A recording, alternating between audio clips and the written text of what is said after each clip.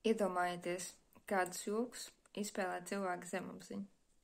Uz konsultāciju bija atnākusi sieviete, kurai ir jau pāri 60 gadiem, kurā visu dzīvi ir nosardājusi medicīnas jomā, darbu, kas viņai pašai nepatīk, atnāk un sūdzās, ka viņai sāp galva, sāp kājas, ir paaugstināts asinsspiediens, un ārstiem viņa netic, jo viņa pati ir piedzīvojusi to, kā notiek medicīnas jomā, ka ārsti nemaz neārstē, bet tikai iedod zāles, kas tikai apārstē, un patiesībā sūta tikai no viena ārsta līdz otram ārstam, un neviens nezina to patieso slimības cēloni, nedz arī ir gatavs līdz galam palīdzēt, tāpēc, ka viņiem ir izdevīgi, ka cilvēki vēl joprojām slimo un pie viņiem nāk. Nu tā, šī sieviete atnāk uz konsultāciju, saprota, ka tabletes lietot nav jēgas, pie psihologiem ir bijusi, tie palīdzējuši nav, un nesaprot, ko darīt. Sarunas laikā atklājas tas, ka viņas māte ir bijusi medicīnas jomas strādniece un gribējusi, lai viņas bērni iet tajā pašā ceļā.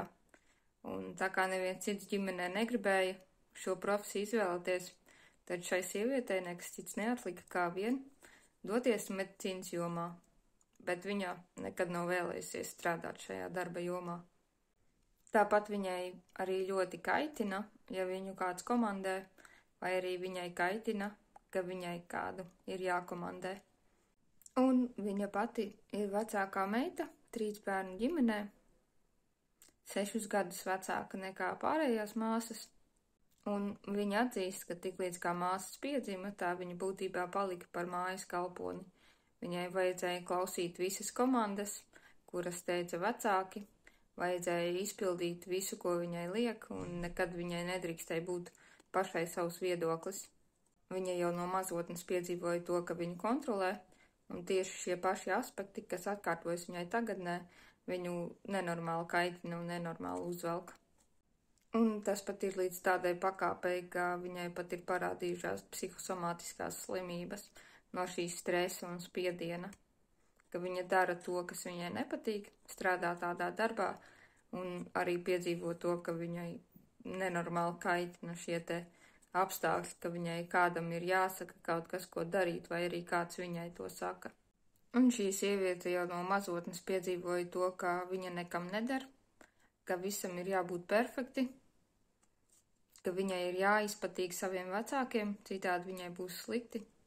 Un tas viņu noved līdz tam, ka visam ir jābūt perfekti, visam ir jābūt ideāli, nedrīkst kļūdīties, un ja viņa kaut ko iesāk darīt, tad viņa to pamet, jo, loģiski, ka sākumā nekas taču nesanāk perfekti. Līdz ar to viņa nevar sasniegt savus augstus mērķus dzīvē. Viņa atzīst to, ka bērnībā jau no mazotnes viņa nekad nevarēja darīt to, ko viņa pati gribēja. Un arī vecāki kritizēja pilnīgi katru viņas darbību. Un šobrīd viņa jūtās kā pilnīgā bedrē. Viņai ir bailes, ka nekas neizdosies, ir nožēlojamības, bezpalīdzības sajūta. Taču šī viņas zemapziņā ir mīlestības sajūta, un pēc šīm sajūtām viņa ir dzenusies visas savas dzīves laikā. Vēl sliktākais variants no tā ir tāds, ka ārstiem viņa netic, jo viņa pati ir ārsts, un viņa redz šo ārstu virtuvi, kāda tur notiek.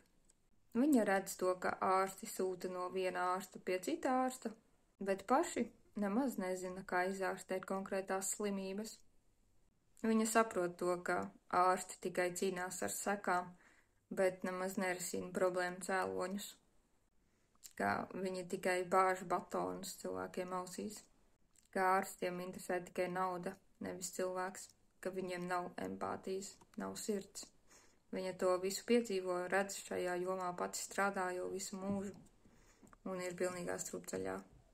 Tā notiek ar tiem cilvēkiem, kas ir uzauguši vietā, kur vecāki viņus ir kontrolējuši, neļāvuši piepildīt savas vēlmes, kritizējuši par visādiem sīkumiem, bļāvuši, nosodījuši, likuši darīt visu kaut ko, kuriem nav bijušas savas brīvās izvēles, Tā šie cilvēki pieaugušā vecumā vēl joprojām nespēja atpazīt savas vēlmes, nespēja piepildīt savas vēlmes, un viņiem nav vispār iekšējo resursu, kas viņus dzītu šajā miera stāvoklī, jo viņi vienkārši dzenās pēc šīs stresa, pēc iekšējā nemiera, un ar laiku, loģiski, kad parādās arī psihosomātika, parādās saslimšanas, biežas galvas sāpes, biežas vēdersāpes, kājās smagums, grūtības staigāt, būtībā ķermenis pats sevi iznīcina jau no iekšas.